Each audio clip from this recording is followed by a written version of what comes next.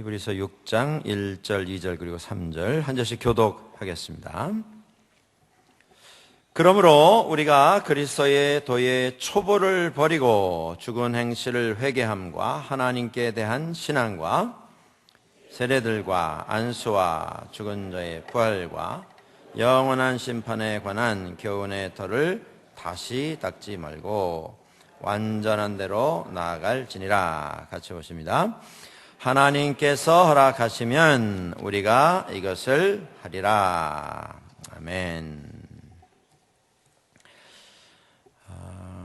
오늘 이제 히브리서 기자가 우리들에게 권면하는 것이 있습니다. 4장 5장에서는 예수님의 그리스도 되심에 대해서 강조를 했었고, 예수님의 대제사장 되심, 그리고 주님께서 대제사장 중에도 히브리서의 편으로 큰 대제사장 되심이 어떤 이유인가?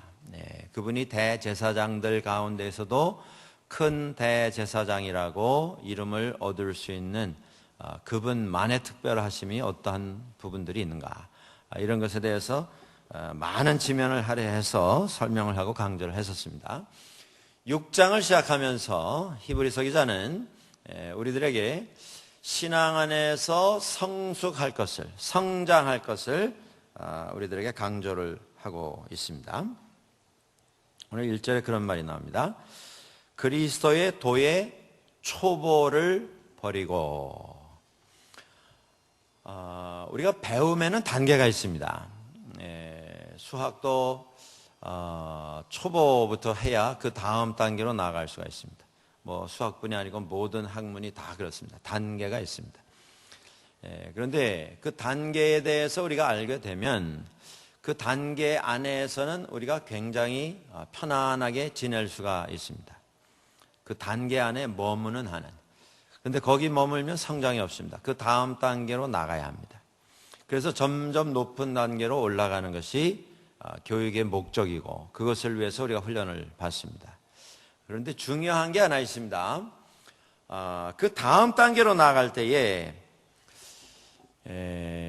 그 다음 단계를 향한 생각, 꿈, 또 우리가 좀 성장하고 성숙하겠다고 하는 긍정적인 의미에서의 의욕, 욕심, 이런 것도 우리에게 필요합니다.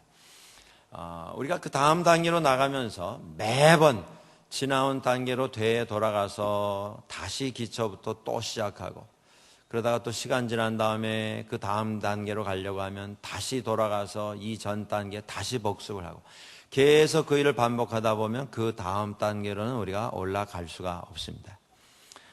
여러분들, 이것이 아주 단순하고도 자명한 이야기인데 이런 실수를 우리가 세상에서 너무 자주 인생 속에서 저지릅니다. 우리가 특별히 믿음 안에서 이런 실수를 많이 저지르는 것 같습니다.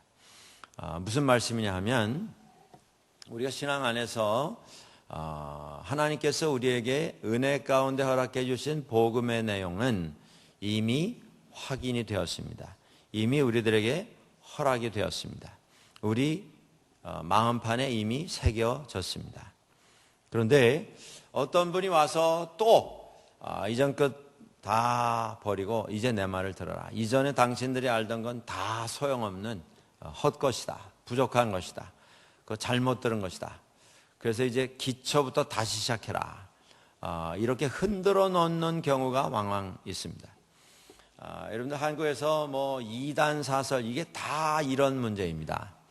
잘 믿던 분들에게 와가지고 이제까지 믿던 거 여러분들이 수고는 했는데 그 가운데 아주 핵심적인 게 빠졌기 때문에 그것 없이는 구원 얻을 수 없습니다. 그러니 이제 내 말 듣고 제대로 믿어라. 이래가지고 그들이 하는 말이 뭐 특별한 말인 양 다시 시작하게 만드는, 그래서 거기 빠져들어가게 되면 전혀 헤어나올 수가 없는 이런 경우들이 참 많이 있는 것을 보게 됩니다. 신앙 안에서 이렇게 함으로써 시간적으로 열정에 있어서나 우리의 섬김에 있어서나 얼마나 많은 시간과 열정이 허비가 되고 손해를 보는지 모릅니다. 좀 사도 바울이 곳곳에 다니면서 복음을 전할 때에도 그런 오해를 참 많이 받았습니다. 그 주변을 쫓아다니면서 뒤를 따라오면서 계속 사도 바울의 전도 사역을 방해하는 사람들이 있었습니다. 사도 바울은 사도도 아니다. 그가 생전에 예수님 만나본 적도 없는데 기본도 되지 않은 그 인간이 무슨 사도라고 사칭을 하고 다니냐. 그 말 들을 것 없다. 그가 가르쳤던 복음은 다 하자가 있는 부족한 것이니 그 말 듣지 말고 내 말 들어라. 우리 말 듣고 제대로 된 성경을 배우고 구원을 다시 받아라. 그래서 쫓아와서 사도 바울이 선포한 세례도 가짜고 복음도 가짜고 구원도 가짜고 자기 말만 들어야 한다. 다 가르치고 2, 3년씩 수고를 해서 신앙 안에서 기초를 다 닦아놓은 그 밭에 들어와서 다시 자기가 주장하는 기초만이 유일한 기초인 양 그들을 흔들어 놓고 혼란에 빠뜨리게 하는 이런 경우가 참 많이 있었습니다. 똑같은 이야기를 지금 히브리서 기자가 하고 있는 것입니다. 초대교회에 이런 일들이 참 많았습니다. 복음의 기초가 잘 닦여져 있는데 복음의 기초는 여러분들 주님의 은혜로 하나님께서 우리에게 선물로 주신 것이지 어떤 사람이 말을 잘 한다고 해서 그 사람이 뭐 다른 사람보다 설명을 잘 한다고 해서 그 사람이 복음을 나누어 주는 건 절대 아닙니다. 그분은 어떤 말을 하든 전달자일 뿐이고 복음은 주인은 한 분뿐이십니다. 하나님 한 분뿐이세요. 하나님이 은혜로 우리에게 이미 복음을 주셨는데 자꾸 다른 사람들이 들어와가지고 그 복음 잘못된 것이니 이제 말하는 나의 복음을 받아야 구원 얻을 수 있다. 이렇게 흔들어 놓고 그들의 기초를 다 망가뜨리고 기초부터 다시 시작하게 하는 이런 일들이 반복이 되고 있었습니다. 그러니 뭐 2, 3년, 5년, 10년 믿다가 마치 이제까지 믿어온 것이 다 헛것인 양 다시 또 기초로 돌아가는 그래서 10년 허송세월하는 이런 일들이 많이 있었던 것입니다. 그 일에 대하여서 지금 히브리서 기자가 경고를 하고 있고 또 단단히 아주 책망을 하면서 정신 차려서 신앙생활을 하도록 해라 이렇게 말을 하고 있는 것입니다. 우리가 신앙생활을 하면서 받은 은혜가 놀라워서 가끔 그런 간증을 듣는 때가 있지 않습니까? 이제까지 내가 알았던 거 다 아는 줄 알았는데 알고 보니 나는 아무것도 아는 것이 없는 사람이었습니다.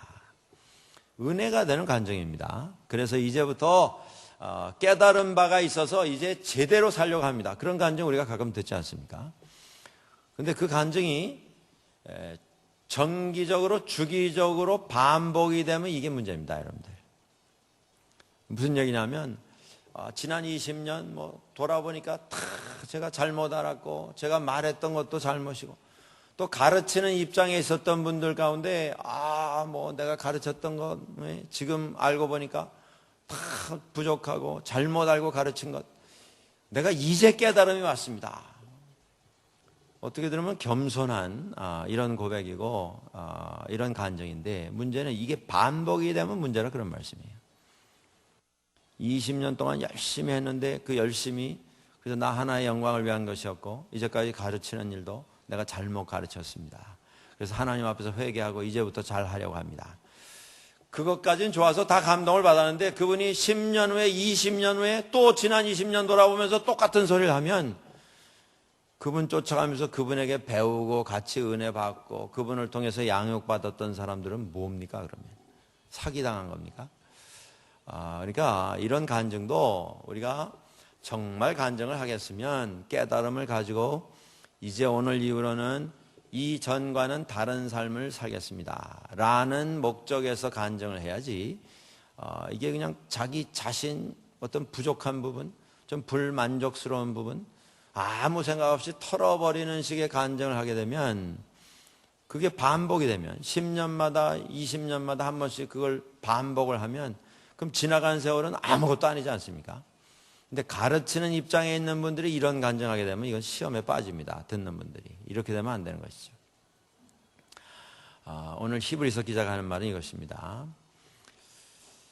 초보의 그 자리를 다시 만들려고 하는 이런 노력들 하지 말고 그건 이미 확정이 된 것이고 복음의 내용은 더할 것도 없고 뺄 것도 없고 이미 예수 그리스도를 통해서 우리에게 완성이 되어서 허락이 되었으니 그것 가지고 거기 뭐가 빠졌는가 뭐 더할 게 없는가 그거 살피느라 인생 허비하지 말고 이제 주어진 복음의 기초 위에 발을 올려서 든든히 서고 그 다음에 완전한 자리에로 걸어 나가라. 이렇게 말씀하고 있습니다. 여러분들 신앙 안에서 우리가 좀 깊이 생각할 부분이 여기에 있습니다. 무슨 얘기냐면 우리가 신앙 안에서 계속 더 큰 은혜를 구합니다. 하나님, 제게 은혜를 주십시오. 더 큰 은혜를 주십시오. 하나님, 하나님께서 제게 이런 은혜를 주시면 제가 이렇게 하겠습니다. 저도 저 사람처럼 저런 은혜만 받으면 저도 헌신해서 이것도 하고 저것도 하겠습니다. 그러면서 계속 더 큰 은혜를 사모하는, 그리고 구하는 이런 경우가 있습니다. 물론 더 큰 은혜를 사모하는 건 좋은 것입니다. 구하는 것은 좋은 것이에요. 그런데 하나님께서 이미 주신 은혜에 감사하는 기도도 함께 드려야 합니다. 근데 그건 없고 마치 자기는 하나도 받은 것이 없는 양 계속 하나님께서 주시지 않아서 내가 이것을 못하고 있습니다. 그런 식의 마음을 가지고 신앙생활을 하게 되면 평생 만족은 없습니다. 감사도 없어요. 감격도 없어요.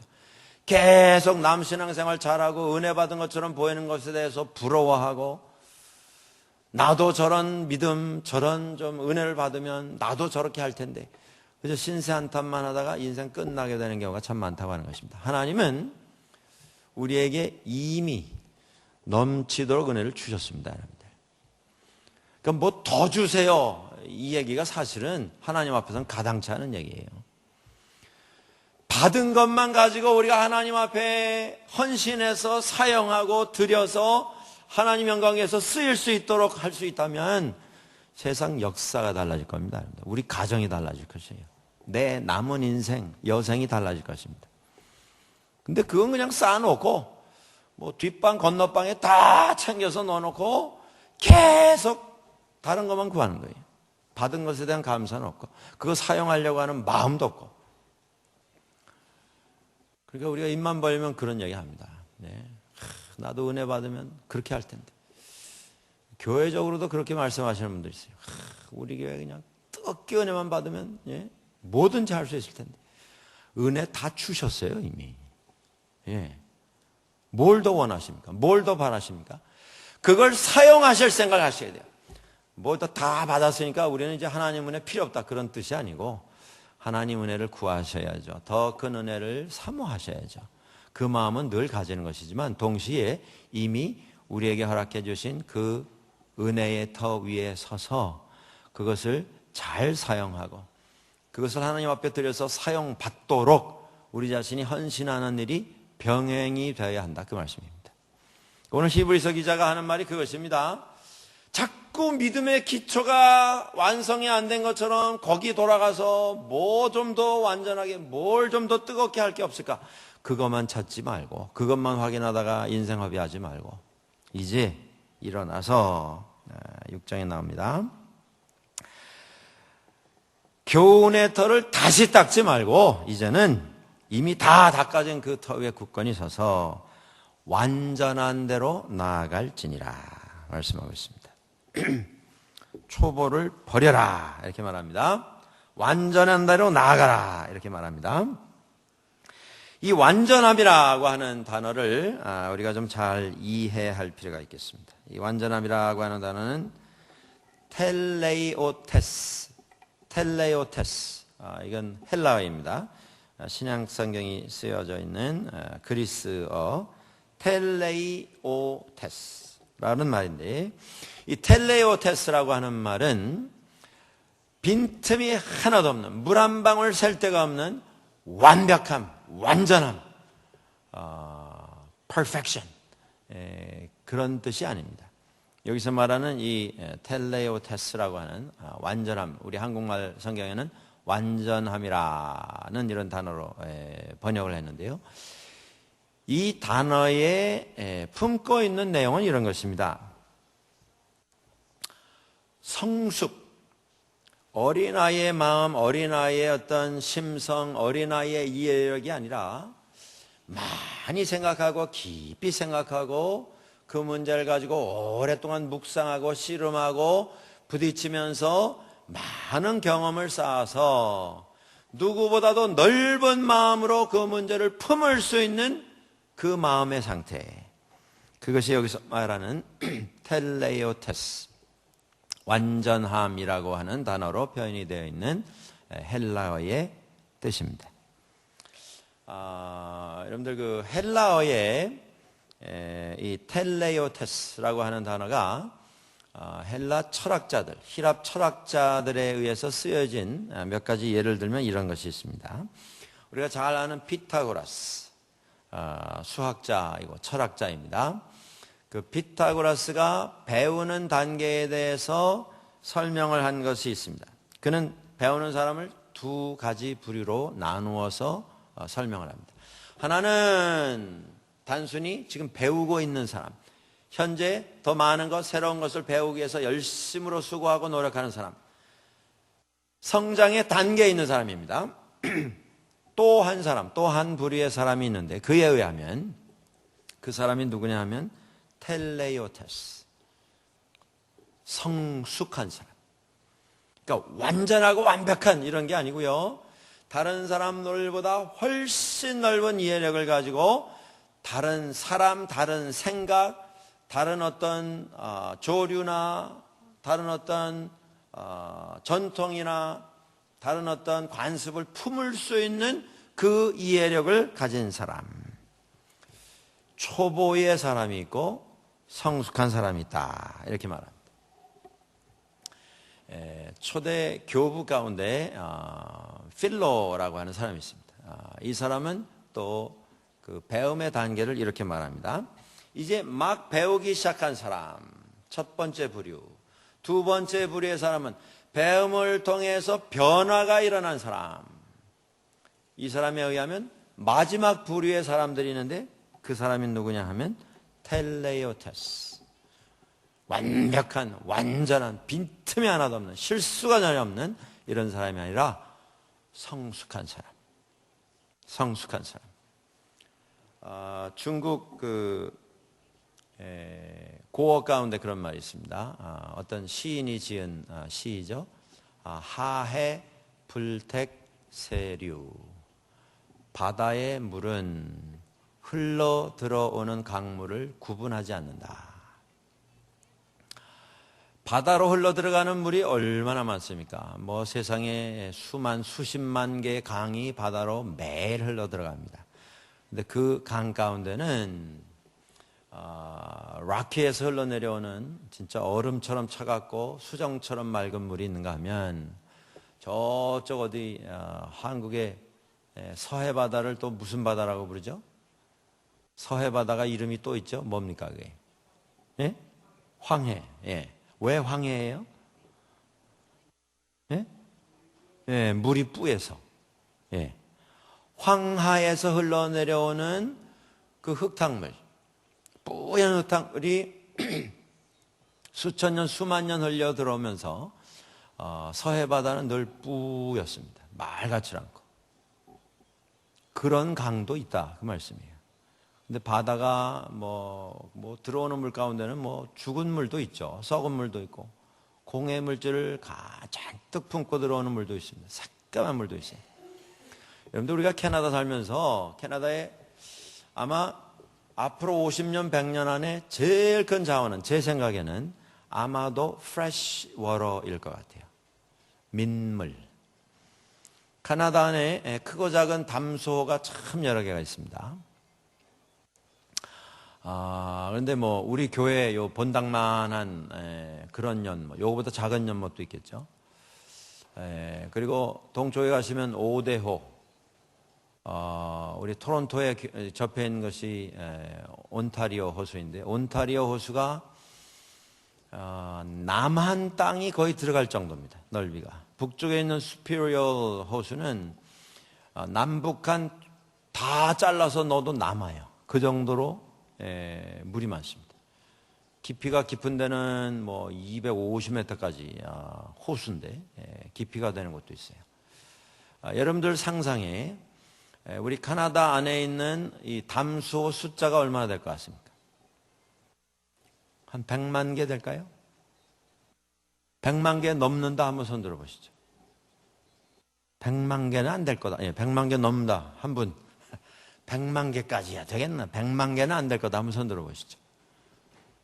뭐 둘 중에 하나인데 이것도 저것도 안 되시는 분은 뭡니까? 예? 결정을 하시자고요. 뭐 100만 개 넘을 것이다. 믿져요? 본전인데요. 뭐 제가 뭐 벌금을 받겠습니까? 뭐 100만 개는 안 될 것이다. 100만 개는 훨씬 넘어요. 예. 그러니까 이름이 붙어 있는 연못 있잖아요. 뭐 레이크, 뭐 펀드 해가지고 그렇지 않고 그냥 동네에 뭐 우리 교회 본당 한 절반 되는 물웅덩이 뭐 이런 것까지 다 하면 100만 개는 훨씬 넘어요. 자, 질문 한번 더 드립니다. 그러면 1000만 개. 1000만 개. 1000만 개는 안 될 것이다. 100만 개는 넘어도. 이것도 둘 중에 하나입니다. 예. 1000만 개야 되겠나? 말도 안 된다, 그건. 예. 예, 됐습니다. 1000만 개도 넘을 것이다. 예. 예. 믿음이 대단하신 분들이 아직 몇 분 계신데. Believe it or not. 1000만 개도 넘어요. 우리 카나다 인구가 현재 얼마 정도 됩니까? 3,300만 정도 되죠. 서울 3개 합쳐놓은 거예요. 3,300만이 살고 있는데요. 카나다 안에 뭐 물웅덩이, 뭐 엄청난 호수 다 해가지고요. 놀라지 마십시오, 여러분들. 3억 개가 넘습니다. 그러니까 인구 한 명당 물웅덩이가 10개씩 돌아가요. 어떤 사람한테는 큰 호수도 들어가요. 뭐 작은 거 해가지고 개수로 하면 10개씩 돌아가요. 거의. 그러니까요, 여러분들은 그냥 가만히 앉아 계셔서 거기 고인물만 뭐 어디다가 팔아도 뭐 자손 만대로 이 나라가 잘 살 수 있는 그런 나라예요. 대단한 나라입니다. 그 물 가운데 깨끗한 물만 있겠습니까? 얼마 전에 그 북쪽에 우리 BC 북쪽에 컨웰에서 조금 내려온 동네에서 폐수를 담아놓은 광산에서 나온 폐수를 담아놓은 그 연못이 터졌죠. 그래가지고 폐수가 다 프레이저 리버로 들어갔어요. 근데 그게 몇 빌리언 갤런입니다. 수십억 갤런이 썩은 물이 그게 무슨 뭐 고여서 썩은 게 아니고 거기 무슨 중금속 뭐 폐기물이 들어간 그 사람 입으로 들어가면 다 그냥 큰일 날 이런 물이 그냥 하루아침에 다 쏠려 내려간 적이 있습니다. 그게 뭐 지금 저 어디 태평양 어디에 들어가서 흘러가고 있겠죠. 별하별 물이 다 있습니다. 그런데 바다는 여전히 들어오는 물에 대해서 이 물은 깨끗하니까 합격, 저 물은 더러우니까 출입금지, 저 물은 보류, 가리지 않는다 그 말씀입니다. 그게 성숙함이라고 하는 단어의 뜻입니다. 자, 오늘 이 성숙함에 대해서 우리가 생각할 부분이 두 가지입니다. 하나는 성숙함이란 그럼 무엇인가? 성숙함이란 우리의 생각, 사고, 우리의 마음, 판단, 기준 이런 것에 관한 것입니다. 여러분들 나이가 들면 들수록 사람은 생각이 깊어져야 합니다. 자기 자신에 대해서. 나는 어떤 사람인가? 나는 누구인가? 나는 지금 누구 때문에, 누구 덕분에, 누구 은혜로 여기에 있는가? 이걸 알지 못하면 인생은 나이가 들면 들수록 피곤해집니다. 그리고 나이가 들면 들수록 억울한 것 투성이에요. 한국의 병 가운데 하나는 그것이 좋은 전통인데 이것이 잘못 사용되면 병이 되는 부분인데요. 그게 뭐냐면 나이병입니다. 나이병. 나이의 병. 그 인터넷에 이런 그 짤막한 말이 올라왔어요. 뭐냐면 30대 후반 여성인데 아기를 가지셨어요. 한 6개월, 7개월. 이번 여름에 있었던 일입니다. 그러니까 날이 덥고 뭐 이제 몸도 무겁고 뭐 이러니까 낮에 나와서 쇼핑하고 다니다가 지하철을 탔는데 힘들잖아요. 그 한국 지하철은 무슨 뭐라 그러죠? 그걸 보호석 무슨 보호석이라 그러죠? 그 나이 많으신 분들하고 임산부, 예? 임산부하고 경로석 해가지고 그 끝에 자리가 따로 마련이 돼 있잖아요. 거기에 앉아 있었어요. 근데 이제 60대 한 초중반 되신, 60대 한 65세 전후 되신 분들이 등산 가시는 분들이 왁 타셨대요. 한 4-5분이, 남자분들이. 뭐 등산복에, 등산 모자에, 등산 신발에, 뭐 한국은 또 야단 뭐 맞지 않습니까? 도봉산 그래봐야 뭐 한 500m? 600m? 그런데 거기에 올라가는 분들이 입은 옷은 다 5,000m 올라가는 산에 올라갈 때 입는 옷. 예? 최고급. 뭐 방수에 뭐 겹방수에 뭐에 해가지고 다 차려입고 타셨더래요. 왁작 떠들다가 이분들이 이제 자기가 한 60, 뭐 한 5, 6세 되니까 이렇게 보니까 젊은 여자가 앉아 있잖아요. 그랬더니 반말로 그러더래요. 너는 어디 아픈 애냐? 그러더래요. 그래서 이 여자분이 제가 지금 임산부입니다. 그랬더니 이분들 표정이 웃기고 앉았네요. 그런 표정이더래요. 그래서 지갑을 열어서 병원증까지 보여줬대요. 이분이 지금 아이를 가지고 있고 어느 날 출산 예정이다. 그러니까 한 6, 7개월 되니까 이게 뭐 이렇게 표가 많이 안 났던 모양이에요. 이제 그걸 겪고 와가지고 이분이 이제 마음이 너무 불편한 거예요.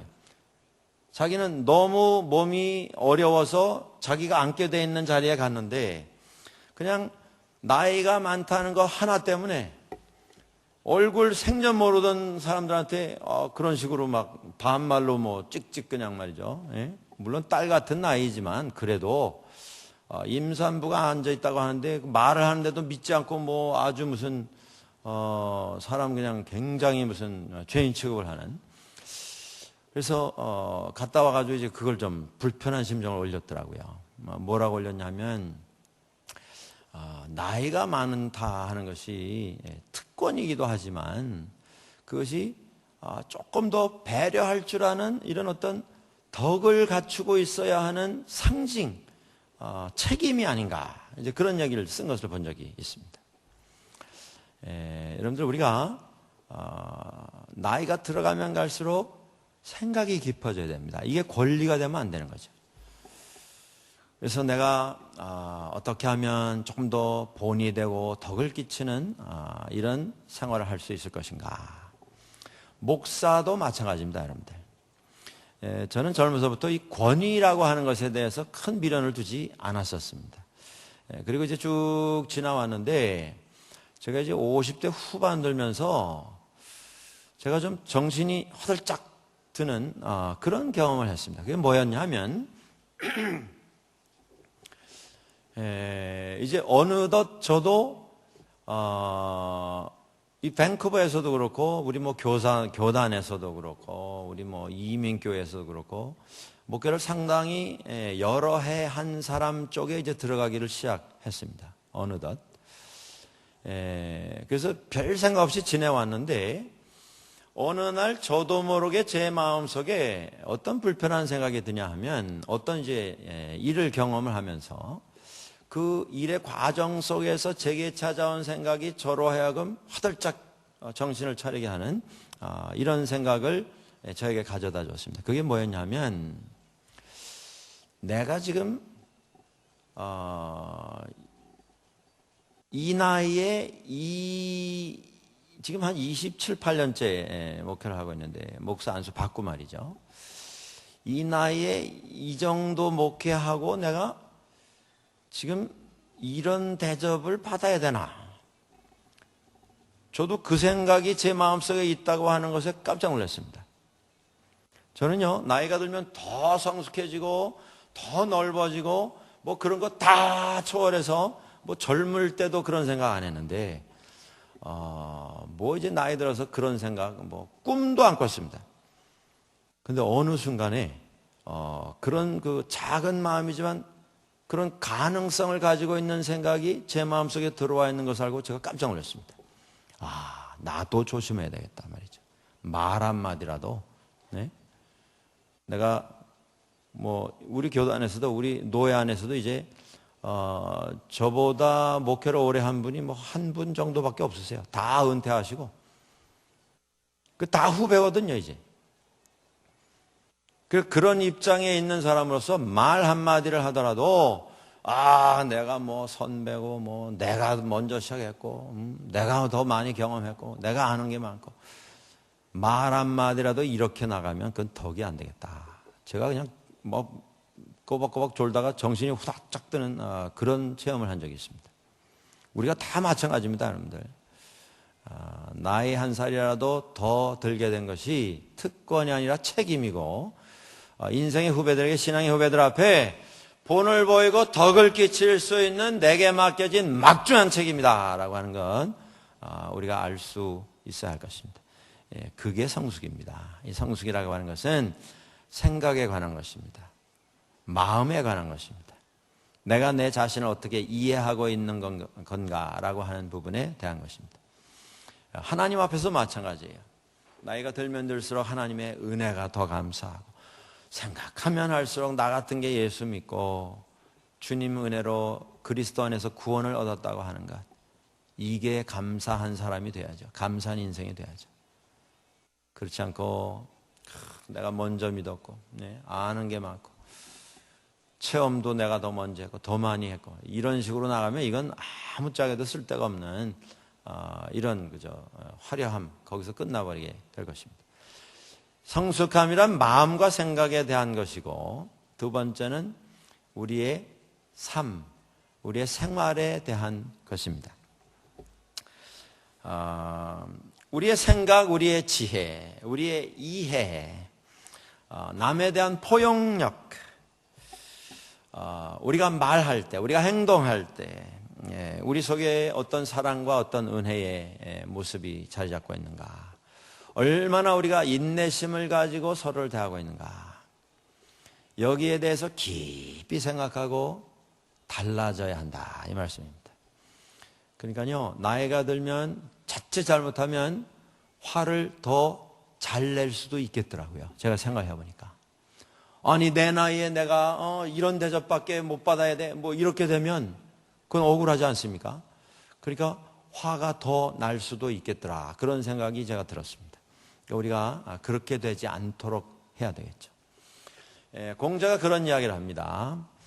젊었을 때 사람이 나이에 따라서 주의해야 할 것이 몇 가지가 있는데, 젊었을 때는 욕심, 명예욕, 출세욕, 재물욕, 중년에 들어가서는 정념, 열정, 마음에 있는 이 확 치오르는 이 분, 이런 것 잘 다스리고, 마음에 있는 다스려지지 않은 열정, 이것이 위험한 거니까 이거 잘 다스려야 한다. 그러면서 노년에 가서 주의해야 할 것이 하나 있는데, 그게 뭐냐 하면 소유에 대한 욕심, 이걸 주의해라. 어찌 보면 나이가 들어서 소유에 대한 욕심이 뭐가 있겠는가. 소유에 대한 것은 열심히 일하고 현장에서 뛰는 사람, 뭔가를 더 많이 가져서 삶을 안정을 시켜야 되는 그런 과정에 있는 사람에게나 해당되는 것 아니겠는가, 우리가 생각할 수가 있는데요. 다시 한번 생각하면 그 지적은 참 옳은 지적입니다. 내가 일생을 돌아보니까 나는 이런 경험도 했고 저런 경험도 했고 이것도 가졌고 저것도 가졌고, 그러니까 내 말 들어야 한다. 다른 게 아니고 쌓아놓은 것, 이것보다도 그것에 대한 집착을 가지게 되면 그게 소유에 대한 욕심이 되는 거라는 말씀입니다. 그러니까 우리가 나이가 들면 들수록 자꾸 내려놓는 훈련들 해야 합니다. 자꾸 후배들 세우시고, 젊은 분들 자꾸 앞장을 세우시고, 뒤에서 격려해 주시고, 잘한다 잘한다 좀 칭찬해 주시고, 축복해 주시고, 좀 부족한 게 있더라도 용서해 주시고, 조금 마음에 안 드는 게 있더라도 다음엔 더 잘하라고 좀 칭찬을 해 주시는 이런 게 있어야 합니다. 그렇지 않고 계속 그냥 내 것만 주장하고 대접받을 때만 기다리다가는 이건 나이가 들면 들수록 더 화가 나고 더 섭섭하고 짜증이 나고 부딪히고 싸움이 나는 이런 일만 이어지게 될 것이기 때문입니다. 오늘 우리들에게 이런 성숙함이 필요한 겁니다, 여러분들. 계속 신앙의 기초만 가지고 무슨 구구단 외듯이 다시 돌아가서 또 외고, 좀 지나면 뭔가 또 부족한 것 같아서 다시 돌아가서 또 외고, 그게 아니라 이제 허락된 신앙의 기초, 구원의 기초 위에 성숙함의 자리로 걸어 나가라. 진보의 자리로 출발해서 나아가라. 우리들에게 말씀을 해 주시고 있습니다. 자, 오늘 본문의 표현 가운데 그런 말이 나오죠. 그리스도의 도에 그리스도의 도의 초보를 버려라. 그 초보라고 하는 것이 뭐냐 하면 이미 우리에게 주어진 겁니다. 이걸 버리라는 게 아니고 그리 돌아가지 말라는 의미에서 버려라. 그런 표현이 쓰여지고 있는데 그 그리스도의 도의 초보라고 하는 것, 우리 신앙의 기초라고 하는 것, 그게 뭐냐 하면 그 다음번에 나오는 몇 가지 나열된 단어들입니다. 죽은 행실을 회개함. 여러분들, 신앙은 회개로부터 시작이 됩니다. 회개는 마음과 생각과 가치관의 변화를 가지는 것입니다. 하나님에 대해서, 다른 사람에 대해서, 자기 자신에 대해서 전혀 다른 삶의 기준을 가지고 새 출발하는 것입니다. 죽은 행실에서 돌이키는 것입니다. 이 죽은 행실이라고 하는 것이 무엇이냐 하면 우리가 잘못 행하는 것, 이게 죽은 행실입니다. 하나님에 대해서 하나님을 인정하지 아니하고 자기 자신을 앞세우는 것, 이것이 죽은 행실입니다. 구약 성경의 사람들은 구약 성경에 규정이 되어 있는 대로 부정한 것에 손을 대면 하나님으로부터 떨어진다, 격리된다, 이렇게 생각했습니다. 그래서 제사장을 찾아가서 정결 의식을 통해서 다시 자신을 깨끗하게 한 다음에야 성전 예식에 참여할 수가 있었습니다. 불경한 어떤 행동, 하나님으로부터 격리될 수밖에 없는 어떤 행동, 그것에 대하여서 회개하는 것이 필요하다. 또 여기 나오는 죽은 행실이라고 하는 단어에 포함되어 있는 내용이 또 하나 있습니다. 그게 뭐냐면 구약 성경의 사람들은 예식, 그것이 삶 그 자체였습니다. 연초부터 정해져 있는 시간에 드려야 하는 규정된 예식들이 있었어요. 하루에도 성전에서 예배가 드려지는 그 시간이 정해져 있고 그 시간에 또 규정이 되어 있는 예식이 다 준비가 되어 있습니다. 구약의 사람들은 그 정해진 시간에 정해진 예식에 참석만 하면 경건함을 얻는 겁니다. 내가 하나님 앞에서 제대로 된 신앙생활을 했는가 안 했는가, 정해진 시간에 정해진 예식이 진행되는 그 자리에 가서 참여를 하면 내가 정결한 삶의 소유자가 되는 것이죠. 근데 그것이 반복이 될 때 어떤 피해가 일어나기 시작했습니까? 어떤 잘못이 벌어지기 시작했습니까? 의미 없이 몸만 가는 겁니다. 생각은 다른 데가 있어요. 마음은 다른 데가 있어요. 몸만 거기 가서 멍하니 있다가 돌아와도 나는 경건하다라고 하는 착각에 빠지기를 시작한 겁니다. 오늘 죽은 행실은 이것도 포함합니다. 아무 생각 없이 껍데기만 남은, 형식만 남은, 그저 직분이라고 하는 이름만 걸려있는 이런 신앙생활을 하는 것, 그것도 뉘우치고 그것도 회개하고 돌아와야 한다라고 하는 것입니다. 마음과 뜻과 정성을 다해서 하나님 앞에서 헌신해서 섬기는 삶으로 되돌아와야 한다라고 하는 것입니다. 죽은 행실을 회개하는 것, 회개했으면 이제 성숙함으로 나가라는 겁니다. 눈만 뜨면 또 돌아가서 그거 붙잡고 계속 울고불고 그 일만 반복하지 말고 회개했으면 용서받은 것이니 용서받은 사람으로서 성숙한 자리로 나가라는 것입니다. 그 다음에 이어지는 단어, 하나님에 대한 신앙. 하나님이 누구신가? 내가 누구인가? 하나님 앞에서 나를 구원하신 분이 누구이신가? 이걸 깨달아 살아가라는 것입니다. 나는 내 힘으로 구원받은 사람 아닙니다. 내가 아는 게 많아서, 똑똑해서, 남보다 계산이 빨라서, 남보다 기억력이 좋아서, 예? 학교에서 공부를 잘하고 좋은 직장에 다녔기 때문에? 아닙니다, 여러분들. 하나님의 은혜로 구원받았습니다. 그걸 깨닫는 것, 그게 믿음의 기초라는 말씀이에요. 세 번째 나오는 말씀, 세례가 나옵니다. 2절에 앞에 세례가 나오는데, 세례는 씻는 의식이죠. 구약 시대부터 교회 안에 세례 의식이 있었습니다. 하나님 앞에서 자신을 씻는 것이, 깨끗하게 하는 것입니다. 이것이 신약에 들어오면서 예수님께서 성부와 성자와 성령의 이름으로 세례를 줘라 말씀하셨기에 오늘 우리들은 이것을 성례로 규정을 하고 세례를 베풀고 있습니다. 한 100년여간에 서기 100년쯤 되어서 기독교회 안에 예배 지침서, 신앙 지침서라고 하는 이름으로 사도들이 적어놓은 책자가 출현하게 되었습니다. 그럼 교회 안에서 그걸 교과서로 삼아서 예배를 드리곤 했습니다. 그 책 안에 적혀 있는 내용을 보면, 그러니까 기독교회 안에서 제일 먼저 등장한 지침서, 신앙생활 지침서라고 할 수가 있겠습니다. 그 지침서 안에 6챕터를 할애해서 이런 내용이 적혀 있습니다. 세례를 받는 자가 무엇을 믿어야 하는가? 세례 받기 전에 무엇에 대한 확실한 신앙 고백이 있어야 하는가? 그 부분을 잘 설명을 해 놓고 있어요. 그리고 두 번째 내용이 뭐냐면, 세례 받은 사람이 세례 받은 이후에 어떻게 살아야겠는가? 세례 받는 것 자체가 중요한 게 아니고, 세례 받기 전에 신앙 안에서 믿음을 확인해야 하고, 세례 받은 이후에 어떻게 살아야 하는가? 이걸 아주 자세하게 규정을 하고 있습니다. 흥미로운 내용이 있어서 제가 소개를 드리는데요. 이 책을 디다케라고 부릅니다. 헬라말로 디다케. 디다케라고 하는 말은 교훈서, 교육서라고 하는 티칭이라고 하는 이런 그 뜻을 가지고 있습니다. 그 안에 세례에 대해서 이런 내용이 나옵니다. 흐르는 물에서 세례 받아라. 흘러가는 물에서 성부와 성자와 성령의 이름으로. 옛날에는 흐르는 물에서 세례를 받았어요. 강물에 들어갔어요. 호수에 들어갔어요.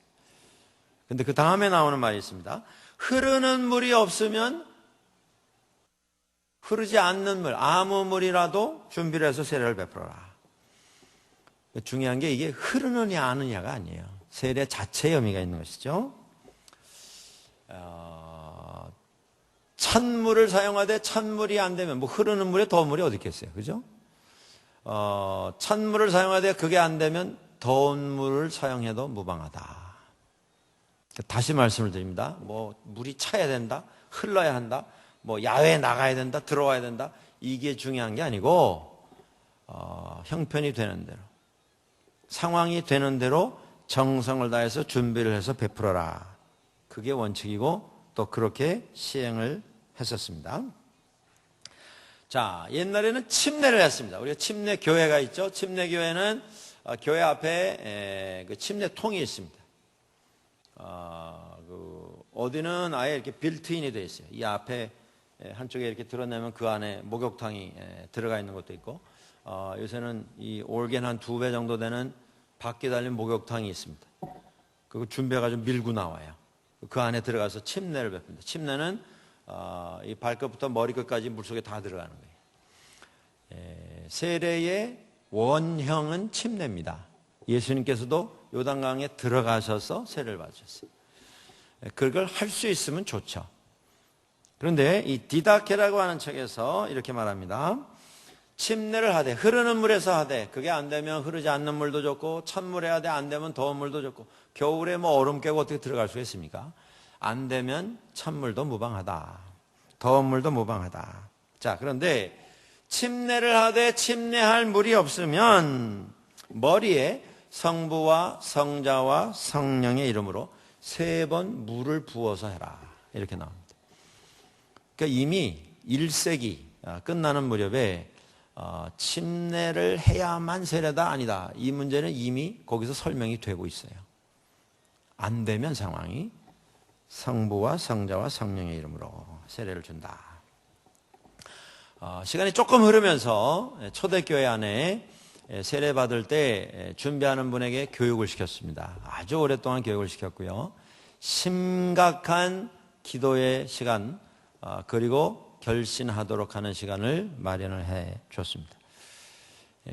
그리고 이제 세례하는 시간이 다가오면 이틀에서 3일 금식을 시켰습니다. 그리고 다른 분들이 같이 금식을 했어요. 도우면서. 그리고 이건 이제 교회에 조금 시간이 지나면서 나온 이런 그 전통입니다만은 세례 받을 때 한때에는 몸에다 기름을 발라줬어요. 그 왜 발랐을까요? 몸에다 올리브 기름 발랐어요.